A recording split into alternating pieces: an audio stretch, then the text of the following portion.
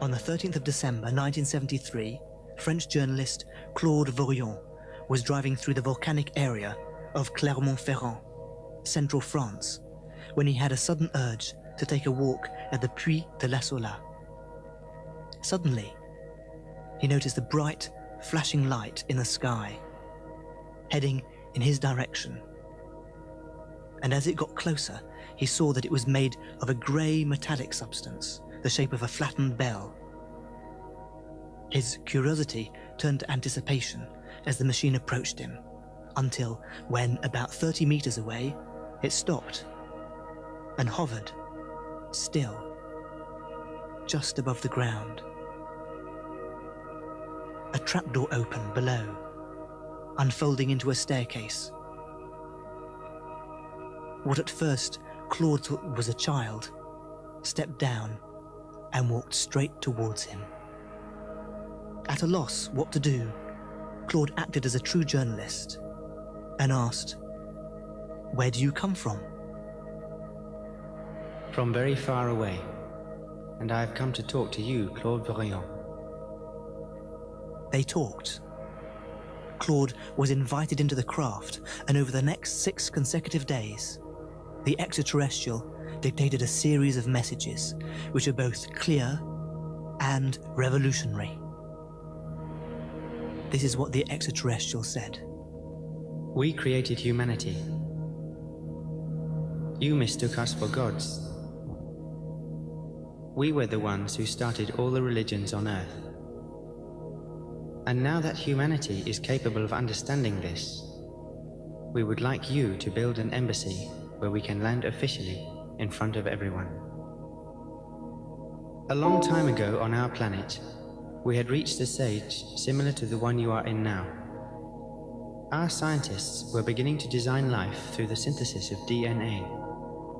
The whole of our society watched with fascination as they created more and more sophisticated organisms, until one day they made a mistake.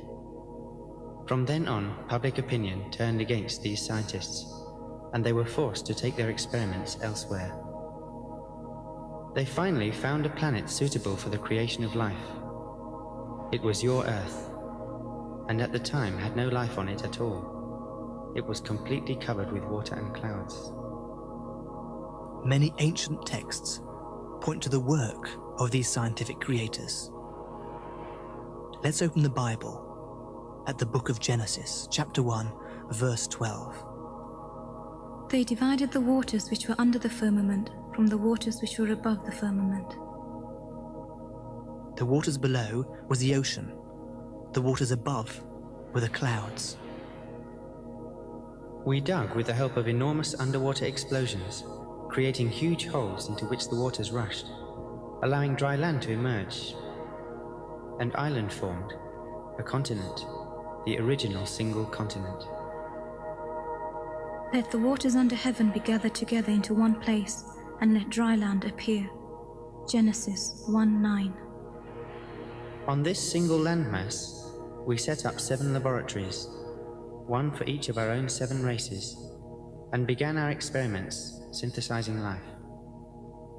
We started by making simple life forms such as viruses and bacteria, and as we progressed in our research, we made more complicated organisms, plants, fish, reptiles, birds, and eventually mammals, daring each time to make an even more beautiful and sophisticated model of living art. Life did not evolve. It simply followed the inspiration of our chemical artists, who integrated and adapted each new prototype to survive in the overall ecology. Fragrances, shapes, colors, styles, textures, movements, even mating rituals were all made to have beauty, harmony, and balance. Seeing this incredible progress, opinions were divided in our government as to whether this artificial life was safe for us. Would the created destroy the creators? We decided to allow our scientists to continue their experiments as long as they did not create any intelligent life. But the temptation was too strong for these scientists and artists, who were impassioned by their work of populating a virgin world. So one day, some of them decided to disregard their orders and synthesize intelligent people like themselves. Let us make man in our image, after our likeness. Genesis 1:26. Our government was extremely alarmed when it heard about this. How could we be sure that the human beings that had been created would not become a threat to us? For our own security, we told our scientists to keep these human beings in ignorance of any scientific knowledge. They were even told to make these people whom they had created believe that we were almighty gods, so as to be sure they would respect us. Of every tree in the garden you may freely eat, but of the tree of knowledge of good and evil you shall not eat of it, for on that day you shall surely die. Genesis 2:17. At the time, the human beings called these extraterrestrials Elohim, which in ancient Hebrew meant those who come from the sky. It's found in the original Bibles, but in more recent times was mistranslated by the word God. It's important to realize that this is a plural, the singular being Elohah.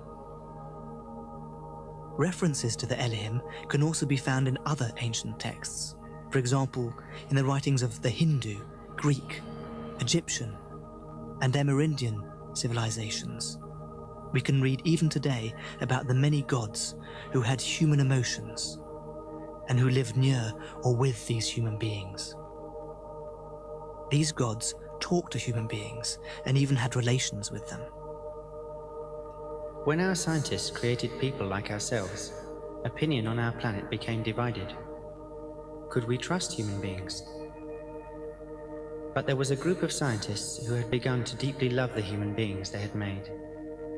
They wished to give them scientific knowledge so that they would be able to communicate as equals. Their love grew so much that this group decided to educate some humans and reveal to them the truth that creators and created are exactly the same.